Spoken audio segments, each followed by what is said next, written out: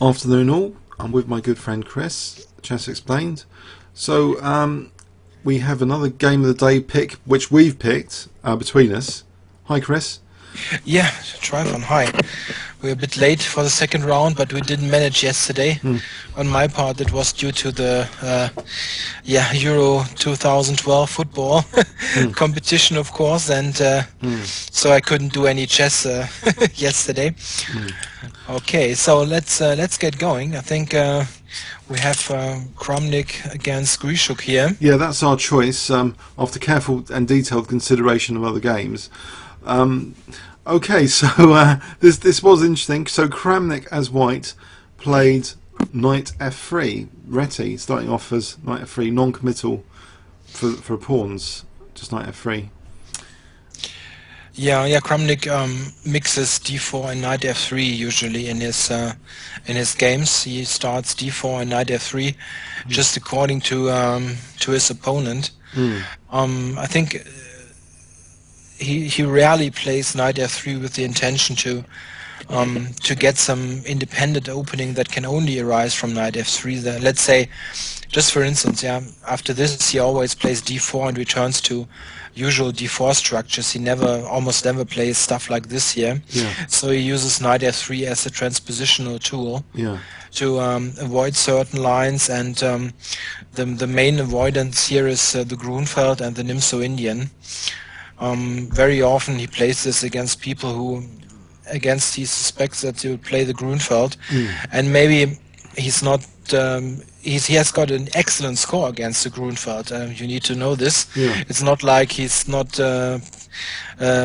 doing well against this opening, but I think he likes to mix his stuff, and on certain days wants to avoid certain variations, and so knight f3 this time. And Grischuk has a wide repertoire also. It's hard to guess what he will play. In the mini match they had last year in the candidates in Kazan, Russia, Grischuk always played c5 here. Right.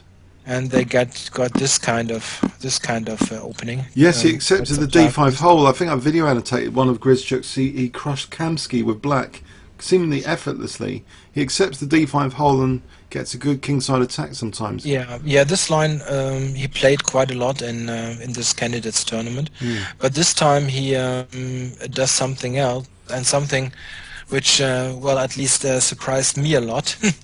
So let's go on here. I think knight f6, and then we headed straight to the king's Indian. So c4 g6, yes, and now so knight c3. So sort of quasi Grunfeld d5. It doesn't really work for black here, does it? d5 here. Yeah, it's satisfactory, but it's just another opening. Of course, it resembles the Grunfeld, but it can be quite different. White has a huge choice here, and this is also maybe one of the reasons why sometimes black players don't want to go into this, because White has so many interesting lines here. Yeah. He can play, just for instance, he can play this line, which is interesting. Yeah.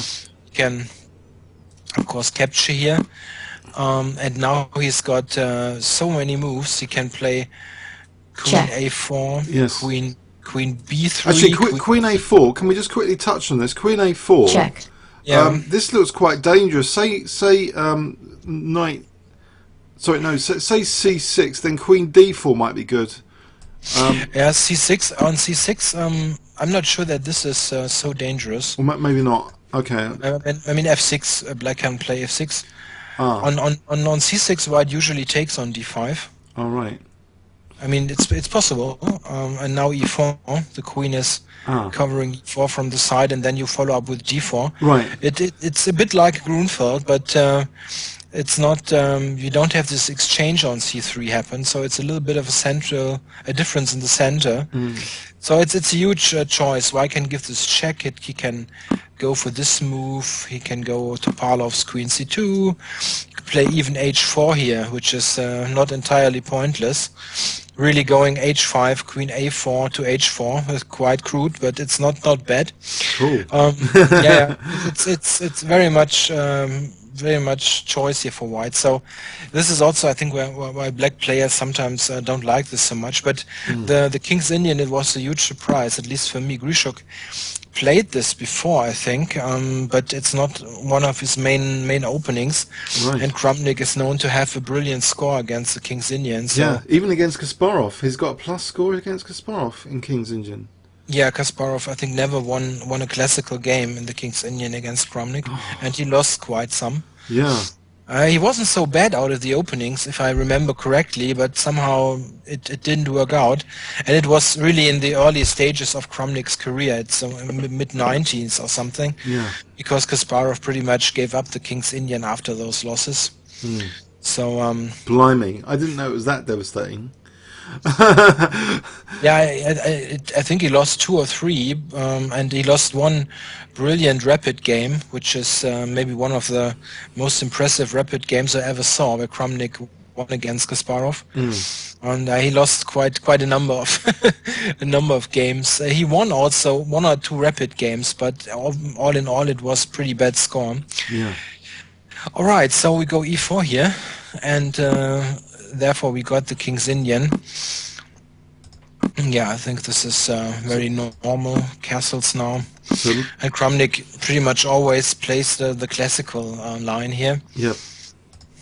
I used to relish playing black here, but unfortunately there's a horrible move coming up which I don't particularly like playing against, called the bayonet attack, which is unfortunately played a lot now, isn't it? B4. Yeah, this has become the main line maybe over the years.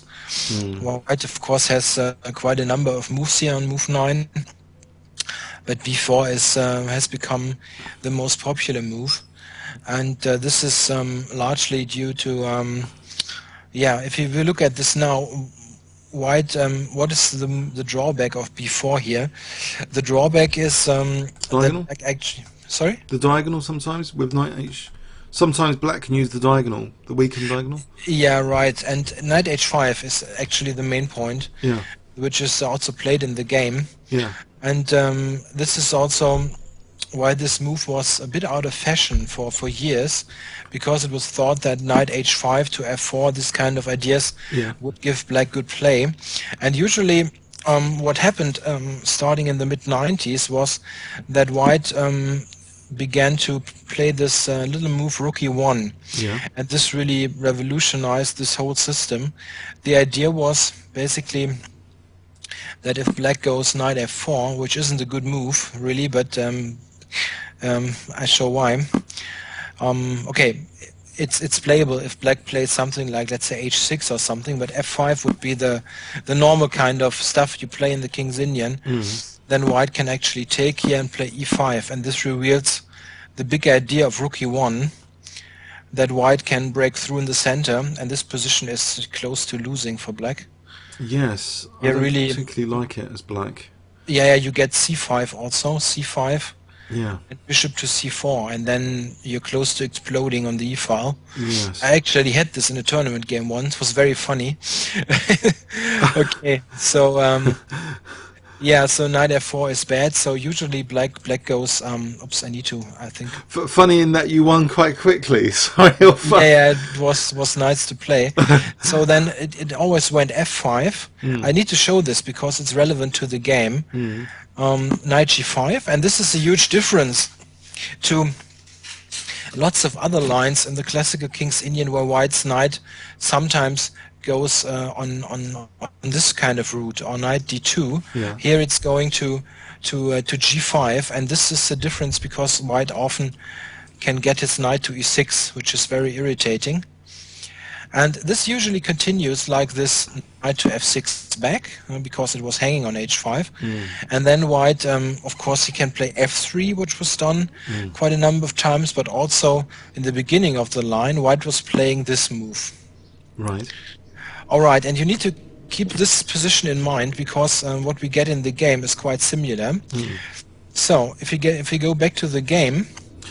And also Fischer on his run up to the 1972 match, didn't he? Was it Taimanov?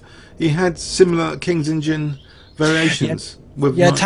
Tamanov played on move 9, not b4, but bishop d2. Oh right, bishop But d2. but this is quite similar in a way, because this knight h5 and f5 is also possible there, and white has got this ideas of knight g5. This is similar in this Yeah. respect.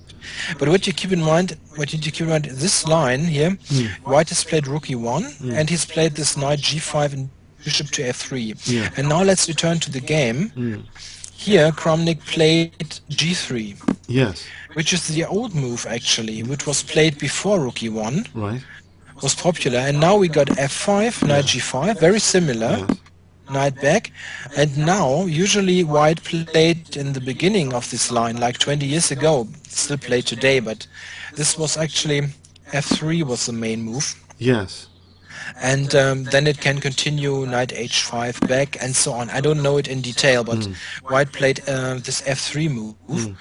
But now Kramnik played actually bishop f3, and now you see this is very similar to the position before, the only difference being that the rook is back on f1 and white has played g3. And this is, I think, quite interesting, because g3 is quite a useful move, as it gives the bishop a nice retreat square on g2, and it's questionable if the rook is so great on e1. On e1 it protects e4, which is useful, because this is of course a point where both sides are fighting for, but the rook on f1 also protects f2, Yes. which can get sometimes vulnerable in the long run. At least if it's on the e1, f2 is much weaker. So I think this is quite interesting. It's similar to this other line, but also a little bit different. And I think my first impression, at least, I think it's quite favorably different. I thought it's like crawling into the fianchetto variation manually. It's just fianchettoing the bishop manually here. Yeah, it's a bit like that. G3 is just useful, and it gives a square on g2. Yeah. And it sort of stabilizes the position.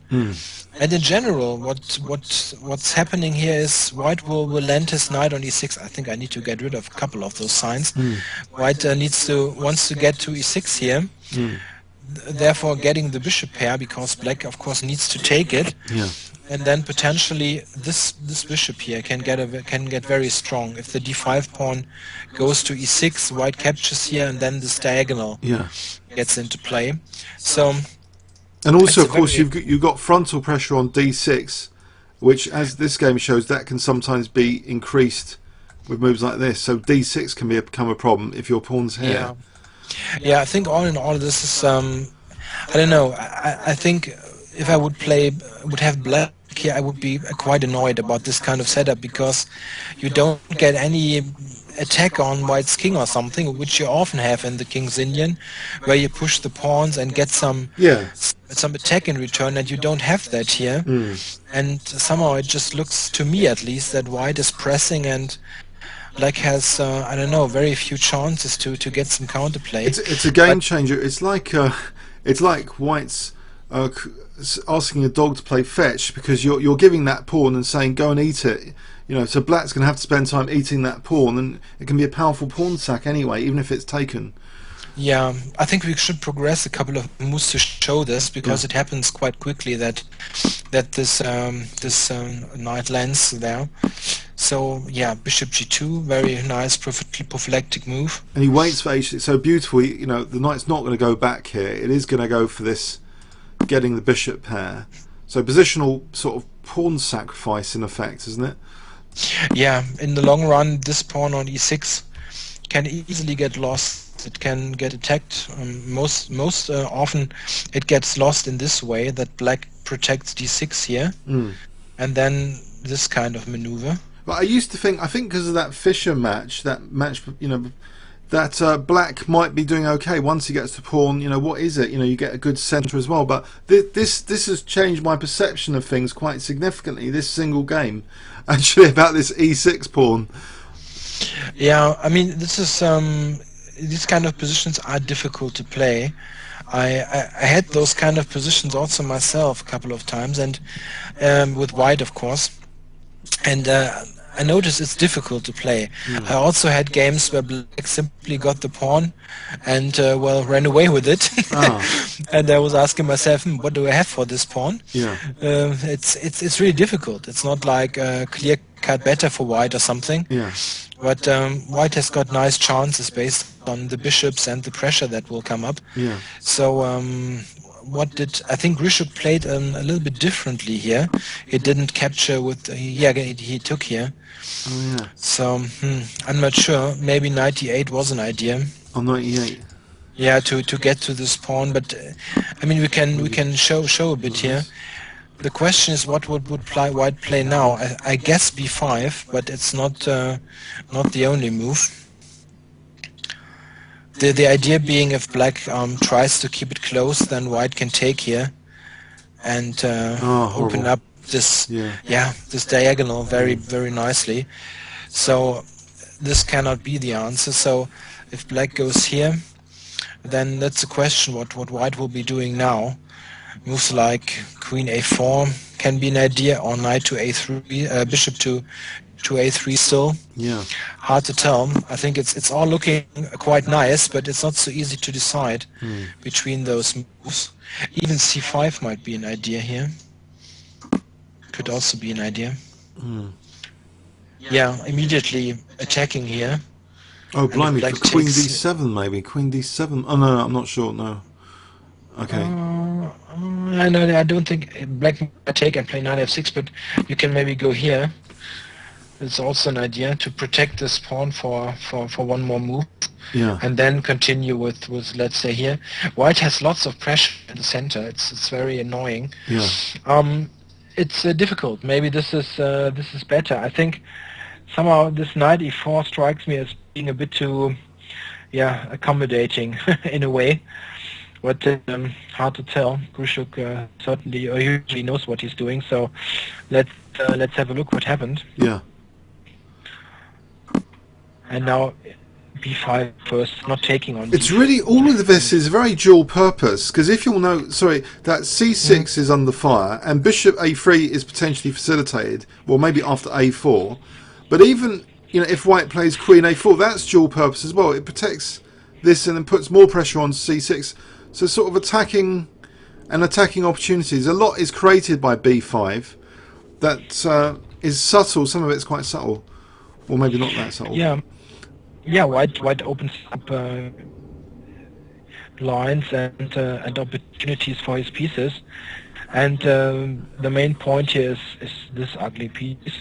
Yeah. On g7, it's just hindered by this pawn, and black would love to somehow get this piece into play, but it's not so easy to accomplish, as we see in the game. So is d5 is really asking for it. He didn't play d5, but he played rook f6. Is d5 really asking for trouble? Yeah, I'm not sure. I'm not sure what exactly white should apply. He's got more than one interesting idea. Maybe bishop a3. Yeah, the question is bishop a3 and played immediately, or if you go bishop a3 here, what should black play? He cannot take here. We should show it briefly. This that's the disaster. Yeah. Yeah, this is the problem. This bishop a3 somehow pins the pawn here on d5. It cannot move because of e7 is hanging. And what should black play now? The basic threat is just taking on e7 and taking on d5. Can he play bishop f6? Yeah, okay, maybe.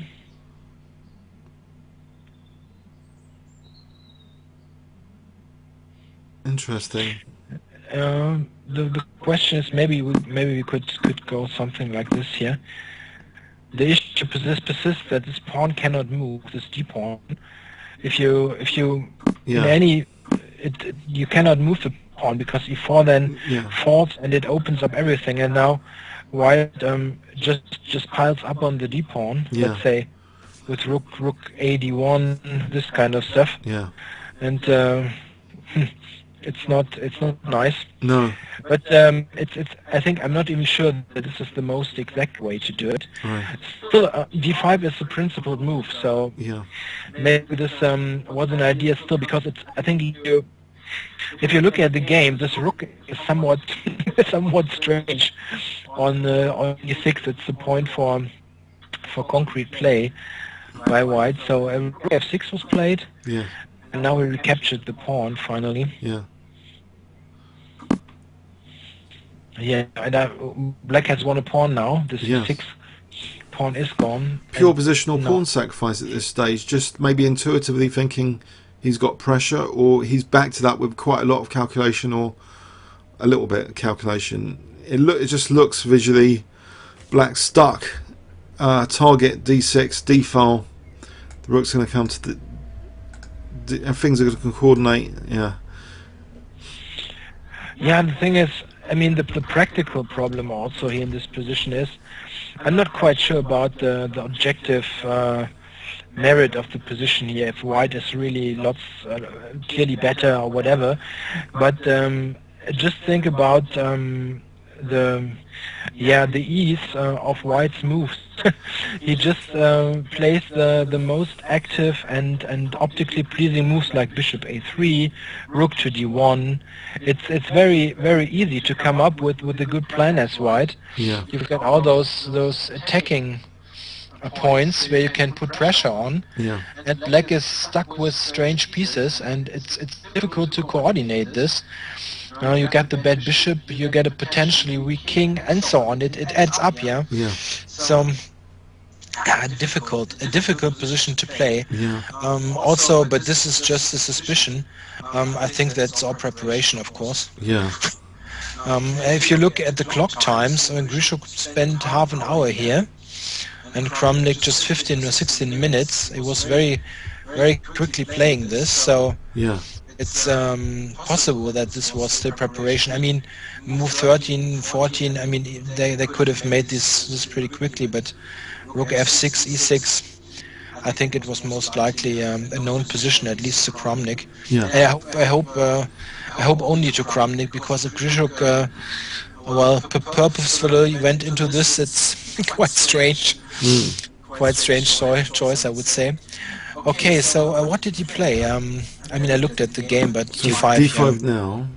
Now we get this pin against the queen, so that pawn's not going anywhere, and it's going to be undermined very shortly. With that knight is defending the pawn, that knight's going to be attacked soon. But first he takes on d5. Okay, taking is interesting, isn't it? Dragging the other pawn away and leaving that just not biting any of black's pawns. But this d5 is fragile now, isn't it? Yeah, I mean, white's basic idea here is, I mean, the basic idea is maybe the wrong expression. It's just what happens in the position. White will go bishop to a3, Yeah. and somehow this is a poor knight, but the transposition here will be that this bishop will be exchanged for the knight, Yeah. and white in the process will get the pawn back. Yeah. And at the end of all of this, Yeah. it comes down to the difference between this piece and this piece. And pawn islands, if you look, white will have Yeah. two pawn islands, one over here, and black with three pawn islands, these two, this one, and these two. This bishop blockaded by that pawn, but more pawn islands. And d5 is strategically important for white for the d-file entrance on d7 anyway. Yeah, and this bishop on e4 is just a beautiful piece if the d pawn vanishes from the board, because it Yeah. puts pressure towards the king. Yeah. And we drew both. Yeah, at the same time. both Yeah, at the yeah. same time. Yeah. It's a very very nice piece on e4. In fact, I think we're witnessing here a positional masterpiece. It's quite a good advert for the white side of the bayonet attack this game. It's like a model game I think we're witnessing here. Yeah, it's a sort of what is it that white is aiming for in this opening? And Kramnik put this on the board, but okay, he's played so many model games against the King's Indian. You can Yeah. So okay, so Queen b3. Queen b3. Interesting, isn't it? So queen b3 unblocks the pawn, just in case there's going to be undermining of this pawn. Maybe it creates a pin there as well, just in case. Yeah, I mean, and you need to get this pawn back after all. So yeah, it also yeah, as you said, adds the pin on this rook on d6. So it's a nice multi-purpose move also. Yeah. And rook yeah. b6 looks very artificial. Rook b6, putting the rook there. Yeah, but I mean, it's really a position. I don't know. It's difficult. What should Black play here? Say rook. What was wrong with? Oh, rook d6 just runs into bishop a3. Yeah. And then if here you just maybe just take, and then you take d5. Yeah, you get. I mean, it's good. It's good. Let's show this actually. Sorry. Let's show this actually. So rook d6, bishop a3.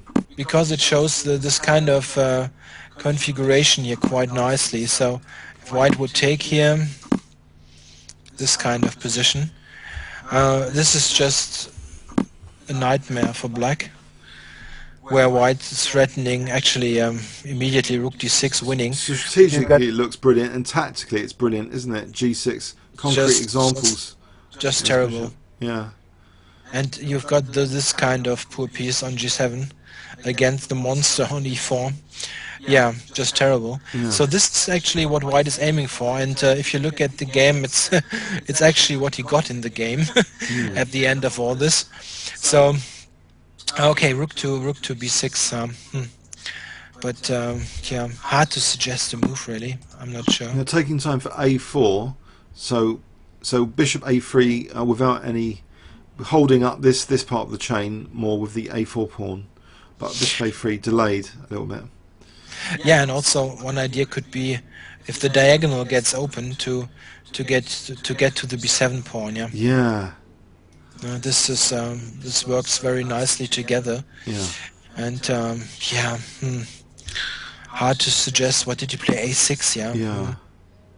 And now we see finally bishop a3.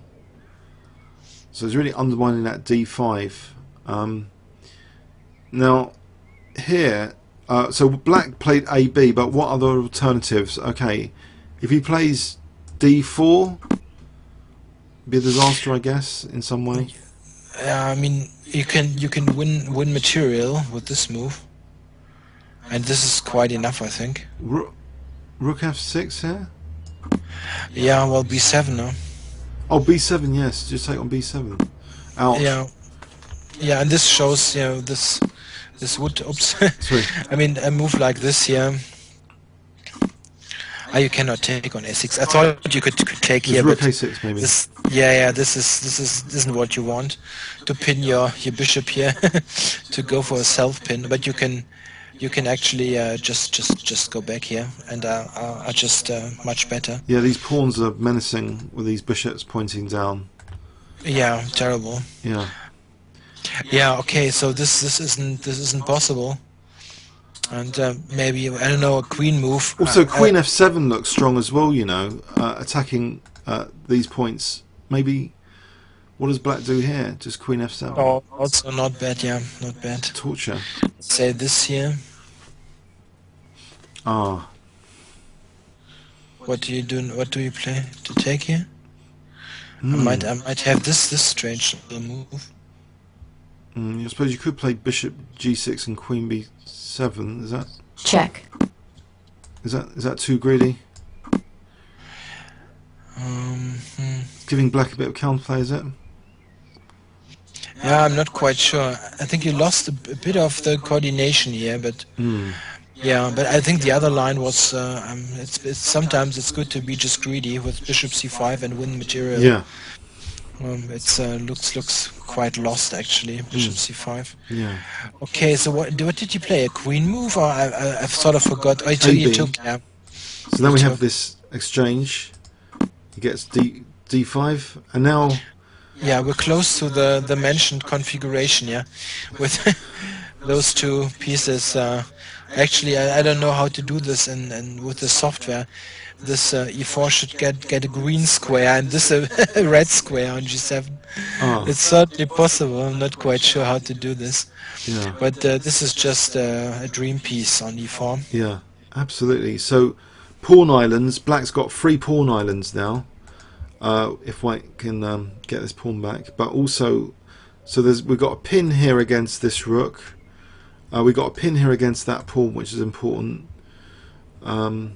So what did Black play here? I think didn't he play b4? Yeah. Okay. Mm. What else was there? If he didn't play b4, what would White do, or what could Black do here? So he can't take on a4. You just take and then take on b6. If you don't play b4, right? Let's just say Maybe rook d8 or something, okay. What would White just do? for argument's sake.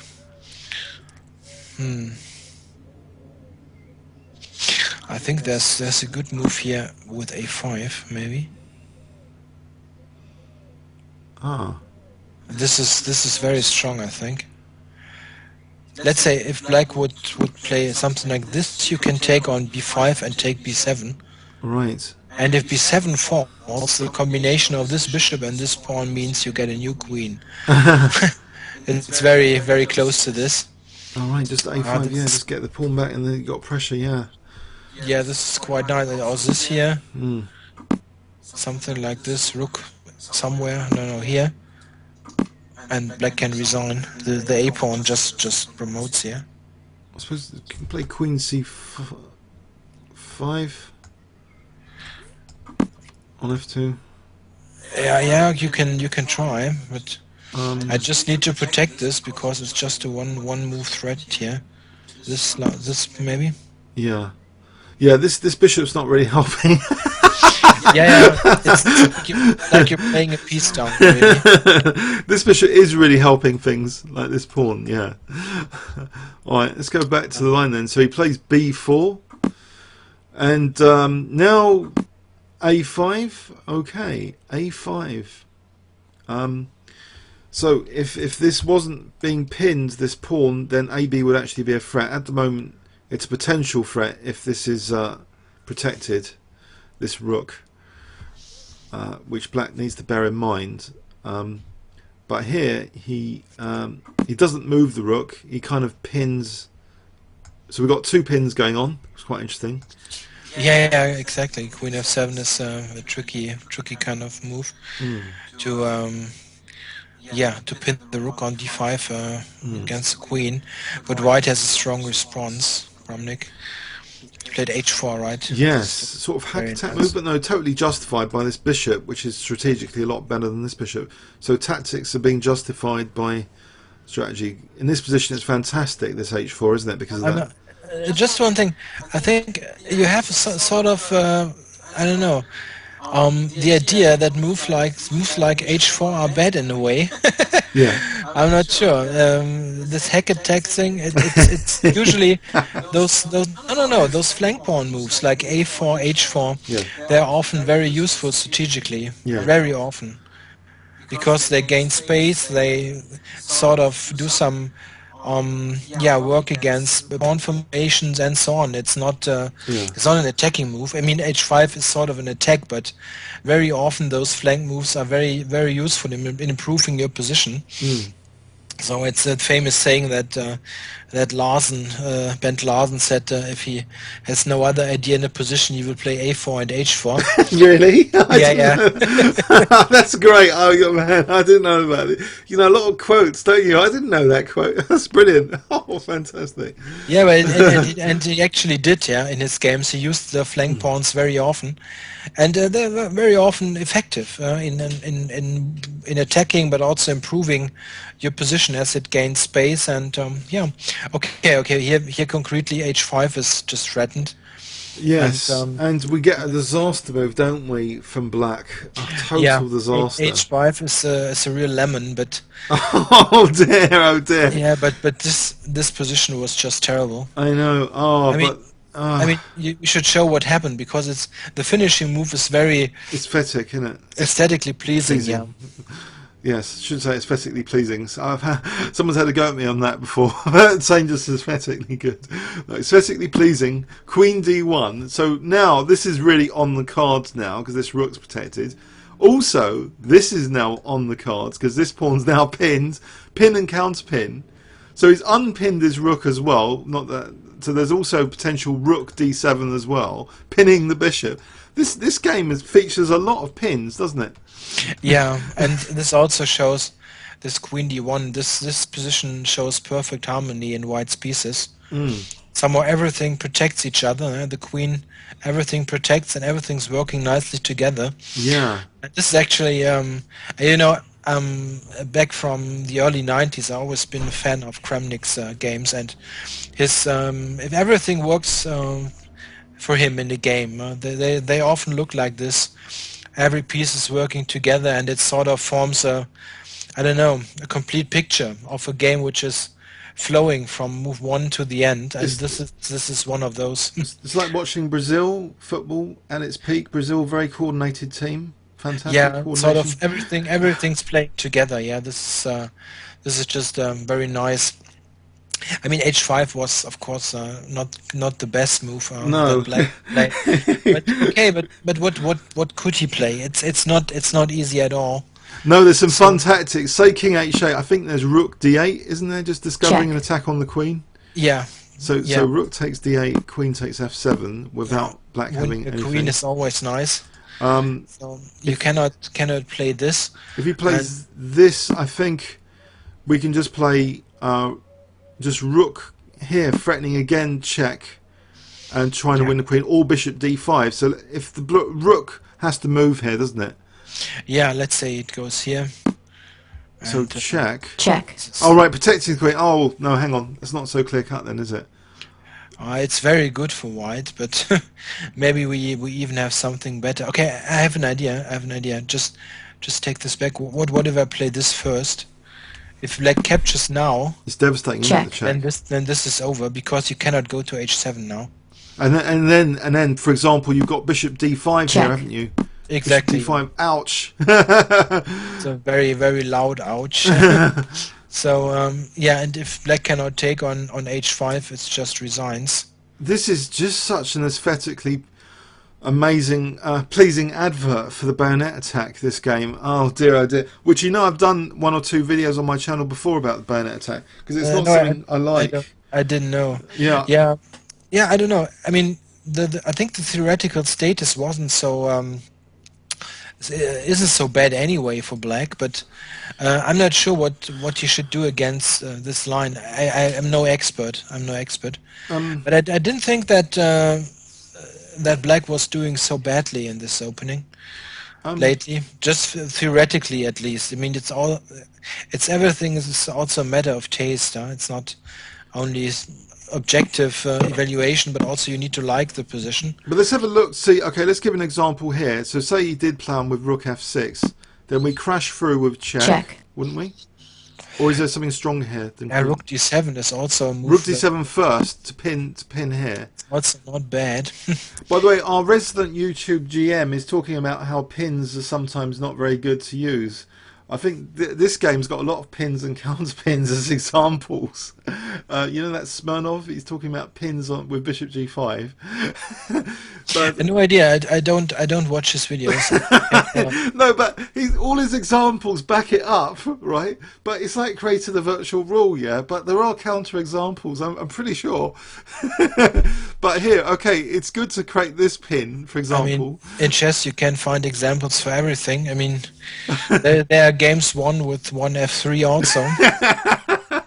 So say the Queen moves here. This is even worse. So now you do the execution with check. Check.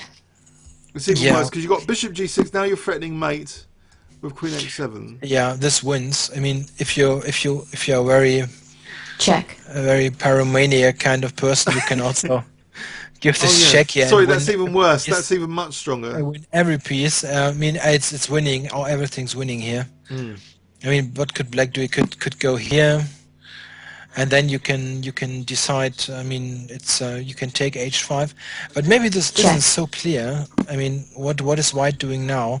I mean, d7 is also hanging, and it's no. I think you would need to Does bishop d? return. Oh no, isn't bishop c5? Your queen's hanging now. Yeah, queen's hanging. I think I need to maybe return, which is still terrible for black.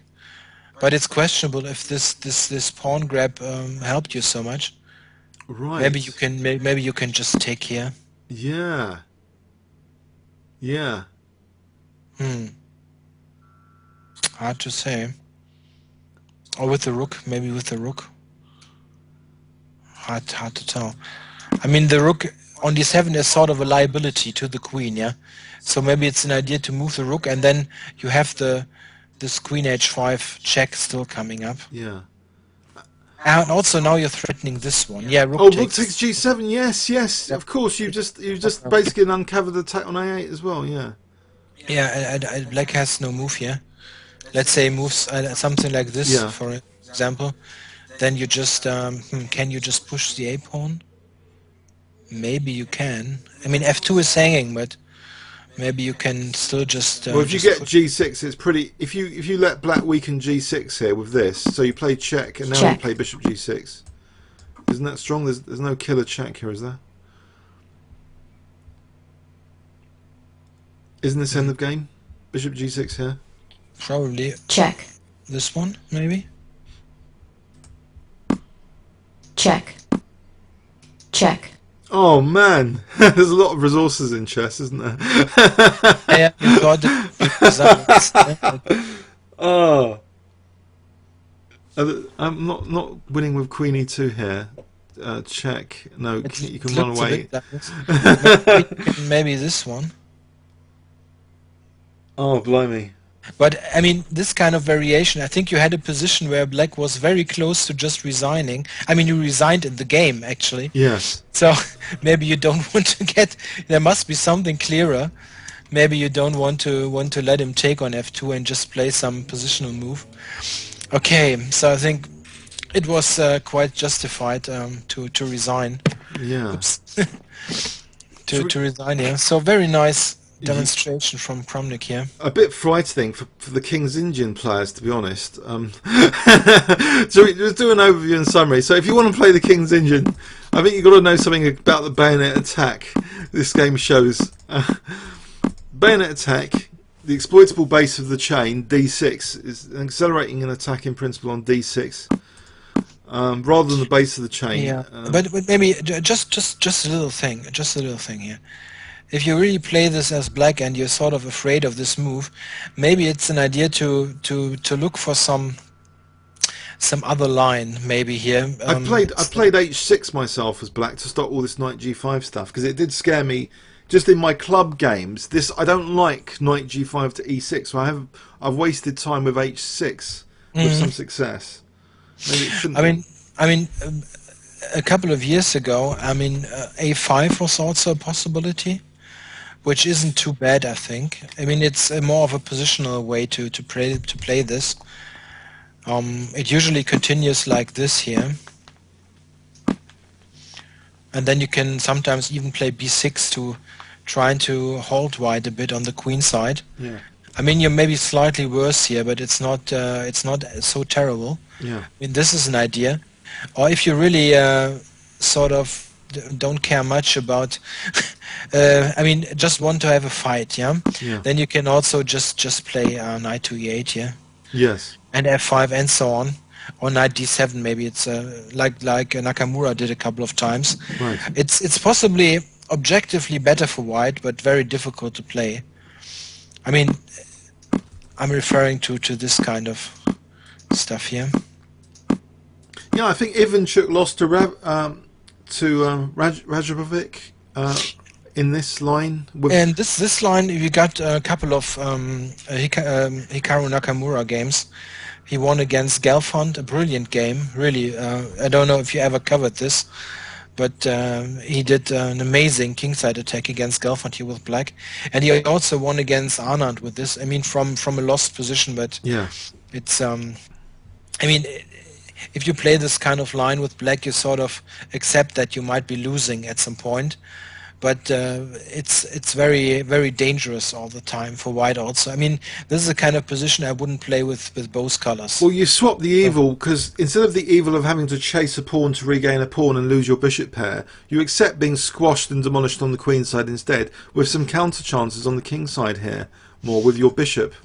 So you accept that. It's dangerous. I mean, it's in a practical chess game. It's difficult to play for white also. I mean, I wouldn't play it as white because it just happens so often that you get mated. Yes. Yeah, I saw a video once that Grandmaster Yarmolinsky did for ICC, and it was very funny. He was doing a series on the King's Indian, and he showed one of his games in this line actually, and then he sort of recalled his thoughts during the game, because he thought, okay, why did I play this line actually? Here I'm sitting in the first round of a Swiss against a 2000 player, and I might get mated. I mean, he didn't at the end, but why did I get into this here? So it's not a kind of convenient position for white to play. Like, you can just press a bit and here and there and trying to do something without much risk. This is just here, do or die. Yeah.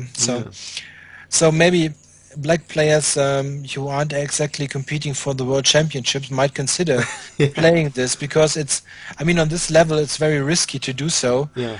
But I mean, in just a normal chess game where you want to have some fun also, why not go for this? Well, it can't be worse than this game, can it? It can't, this game was a bad demo of the pawn sack on e6. Yeah, but black has so many alternatives also.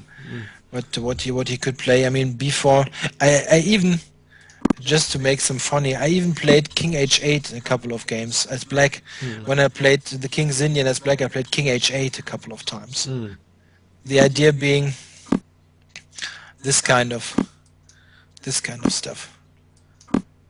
Yeah, get rid of the dark square bishop. Huh? Yeah, it's not brilliant or anything, but I mean, it's playable. Yeah. And come up with some interesting idea, and then you can play this opening. Why not? Yeah. Okay, so I was sort of interrupting cool. No, I'm a King's Indian player. It's going to help my over the board. Maybe King's Indian remains a good workhorse for me in club chess. Yeah, it surely is. I mean, I still play it from time to time as black if I'm in an adventurous mood, so to say. This convinces me I don't want to invite the knight to e6 this game, even more, actually. So no, I don't like black's play to chase back this pawn and just be positionally, like, it's just positional pawn sacrifice. This queen a4 afforded by position, you know, black's queen cannot do anything as aggressive as queen a4. That's quite interesting. This pawn chain gives queen a4 such a punch on black's light squares.